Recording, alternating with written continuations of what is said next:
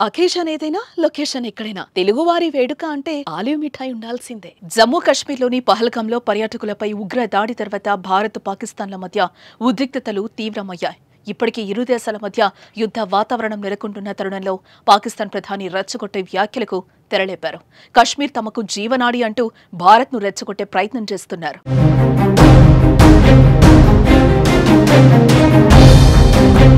ఖైబర్ పఖ్తూన్ఖ్వాలోని Pakistan military academy graduation వేడుకల్లో పాల్గొన్న షహబాజ్ షరీఫ్ భారత్ పాక్ ఇరు దేశాల మధ్య నెలకొన్న ఉద్రిక్తతల గురించి స్పందించారు.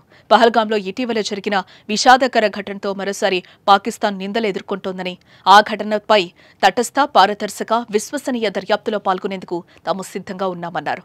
శాంతికే మా ప్రాధాన్యమని షరీఫ్ తెలిపారు. ఉగ్రవాదాన్ని తాము కూడా ఖండిస్తామంటూ శాంతి వచనాలు వల్లెవేశారు.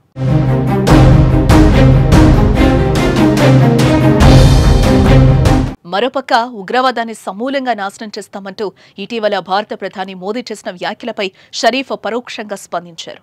తమ దేశ భద్రత, సార్వభౌమత్వంపై ఎన్నటికీ రాజీ పడబోమని, ఎలాంటి ముప్పును ఎదుర్కోవడానికైనా సంసిద్ధంగా ఉన్నామని అన్నారు.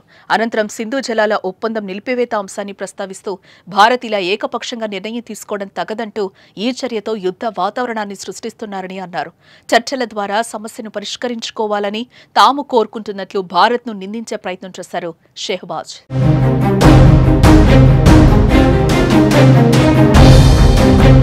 ఇక ఏప్రిల్ 22న పహల్గాంలో జరిగిన దాడిలో 26 మంది ప్రాణాలు కోల్పోయిన సంగతి తెలిసిందే. దీని వెనుక పాక్ కేంద్రంగా పనిచేస్తున్న లష్కర్-ఏ-తోయిబా అనుబంధ సంస్థ ది రెసిస్టెన్స్ ఫోర్స్ హస్తం ఉన్నట్లు భద్రతా బలగాలు భావిస్తున్నారు. ఈ క్రమంలోనే సీమాంతర ఉగ్రవాదాన్ని ప్రోత్సహిస్తున్న పాకిస్తాన్కు భారత్ గట్టి షాక్నిస్తోంది.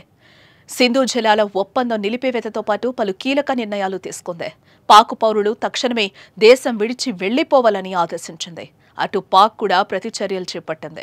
భారత విమానాలకు తమ గగనతలాన్ని మూసివేస్తున్నట్లు ప్రకటించింది. ఈ నేపథ్యంలో ఇరు దేశాల మధ్య యుద్ధ వాతావరణం నెలకొంది. ఏ క్షణం ఏం జరుగుతుందో అనే నేపథ్యంలో ఇరు దేశాల సైనికులు అలర్ట్ అయ్యారు. With its role as a responsible country, Pakistan is open to participate in any neutral, transparent and credible investigation